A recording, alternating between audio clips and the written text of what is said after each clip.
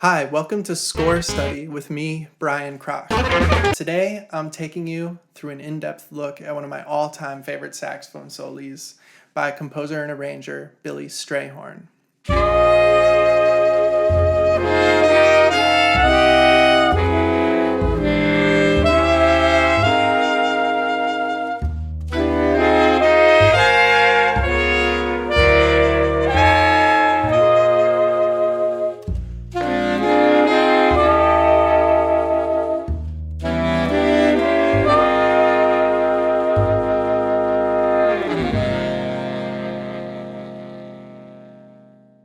So what you just heard comes from Blue Rose, the 1956 debut album by Rosemary Clooney. Yes, as in George Clooney's aunt.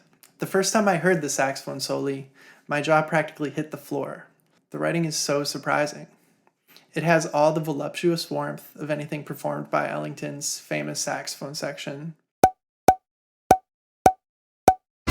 But in addition, there is a mysteriousness and drama present that is the result of a mature orchestrator taking big risks, and thus achieving huge rewards. So by the mid-1950s, Ellington had established himself as musical royalty and was ready to start delegating more work to his right-hand man, Billy Strayhorn. When Columbia producer Irving Townsend suggested a collaboration between Ellington and Rosemary Clooney, Duke handed the arranging duties over to Strayhorn. According to David Haydew's great book, Lush Life, right here, during the preparations for this recording, the 27-year-old Clooney was very pregnant and sick all the time. So during the pre-production for the recording sessions, rather than stress her out with rehearsals and such, Billy flew to LA and took care of her. According to Clooney, I would just stay in my bedroom and he would come upstairs and we'd sit on the bed and talk about things. Most of the time, we didn't even talk about music. When we did work on the music, it was like I was working with my best friend. I wanted to do my best for him, and I would do anything he wanted. This is how you get a great performance out of a colleague. Interestingly, as a side note, to accommodate for Clooney's pregnancy, Strayhorn recorded all the vocals himself, and she overdubbed them later. One of the first ever instances of overdubs being used to record the primary vocals rather than as an effect or for harmonies. Anyways, let's get into the music. The incredible jazz musician Clark Terry, who was playing on the session, recalled, "I told Strayhorn, that chart we just played, man, that arrangement of Sophisticated Lady, that is really the most fantastic chart I've heard in a long time. And he said to me, 'Did you enjoy your part?' I'll never forget that. That man was always thinking about you."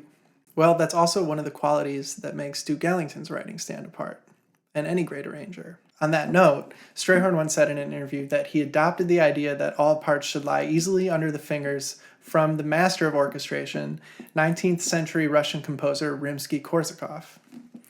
Here's his book, Principles of Orchestration, that I dusted off and haven't looked at in years, and it's fascinating.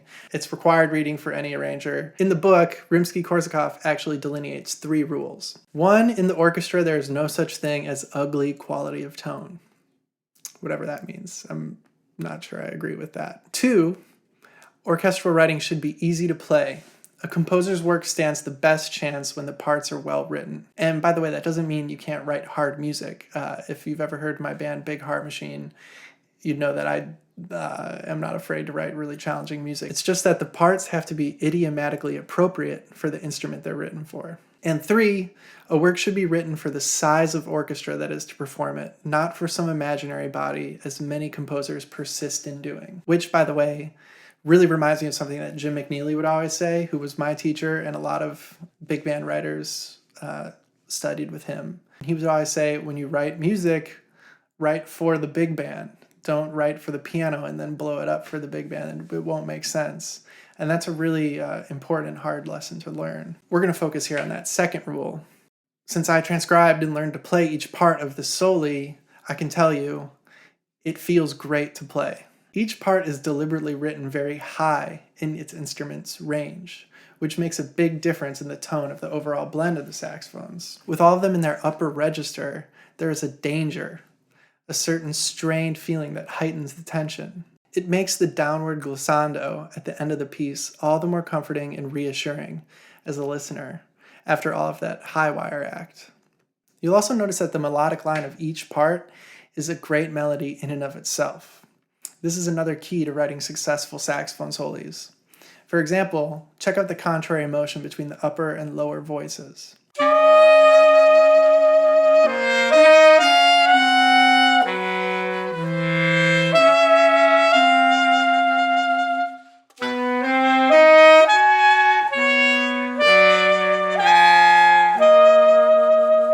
So looking more closely at a piano reduction, you begin to notice that the supremacy of the melodic line trumps the vertical sonority of each chord.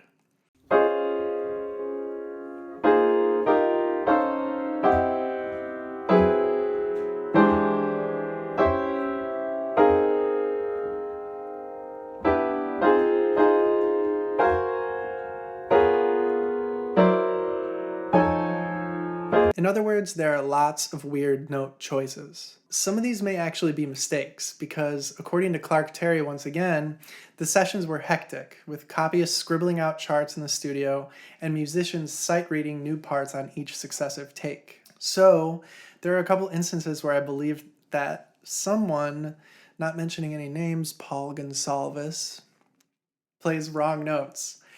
Or possibly the copyist wrote it incorrectly, which as a professional copyist myself, I can testify definitely happens. But a lot of these weird notes are Strayhorn's deliberate personal stamps. One minor example that I got stuck on in the transcription process was the A-flat 6 in measure 3. I really wanted the A-flat, or the root of the chord, which is played in the third voice, to be a half step lower. Usually it's considered a bit redundant to include the root of a chord in a saxophone voicing, as it and all of its overtones are present already because the bass is playing it. However, as I thought more about it, I realized that Strayhorn chose to place the root directly beneath the ninth in order to achieve that pleasant rub, which would definitely be missed if the seventh, or G, was written instead.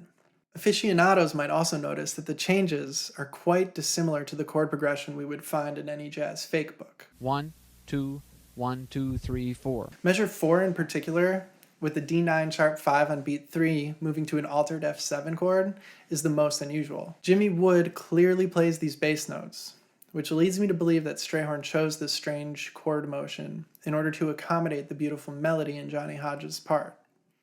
He was willing to dispense with the expected changes in order to maintain the melody's beautiful symmetry between measures 2 and 4. Okay, so I just want to say more about the symmetry in this melody, because as I'm making this video, I'm realizing just how fascinating it is. The melody starts off like this, and that half note from F sharp to F is then repeated 2 times. B to C, E to F, and that B and E are non-chord tones. So they create this little tension there. And then in the next phrase,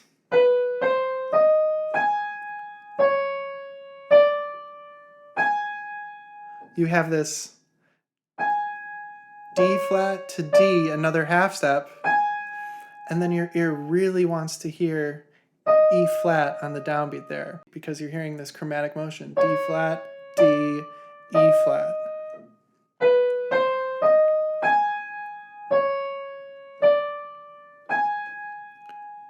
So it feels inevitable when you land on that E flat. The only problem is that E flat lands on a B flat dominant 7th chord. I mean, the first time I heard that chord, the E flat over a B flat dominant 7th, I was like, there's no way this is happening.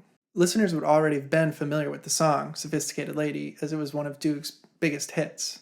So they would, whether consciously or subconsciously, totally be expecting that beautiful secondary dominant chord. Instead, at this climactic moment, Strayhorn chooses to freakishly subvert our expectations. E flat is like the one note that you normally can't use.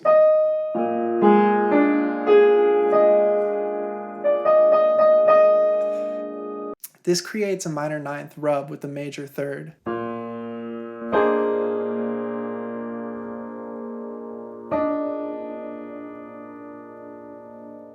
thus saving the most harmonic tension for the climax of the melody. Today, we've come to accept this sound, especially in big band jazz. The major chord with an added fourth is actually somewhat of a cliche today, to be honest, but in any case, I can't think of any instance of hearing this sonority in a jazz context in the 50s. It's super forward thinking. There is so much more to cover in just these 8 short measures. If you'd like to download a copy of my piano transcription, you can get it by contributing to my new Patreon page. I'll be posting content just like this on a regular basis, as well as downloads of unreleased tracks for my bands, Big Heart Machine and Little, as well as play-along tracks for everything we've released so far, with sheet music so you can play along yourself. I'll also be doing live Q&As somewhat regularly, so make sure to sign up. And of course, don't forget to like and subscribe to my YouTube page because I'm going to be posting a lot of this stuff up there as well. Thanks for listening. Thanks for watching. More soon.